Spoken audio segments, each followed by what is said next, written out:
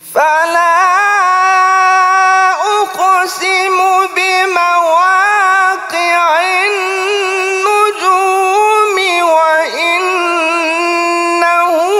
لقسم لو تعلمون عظيم إنه لقرآن كريم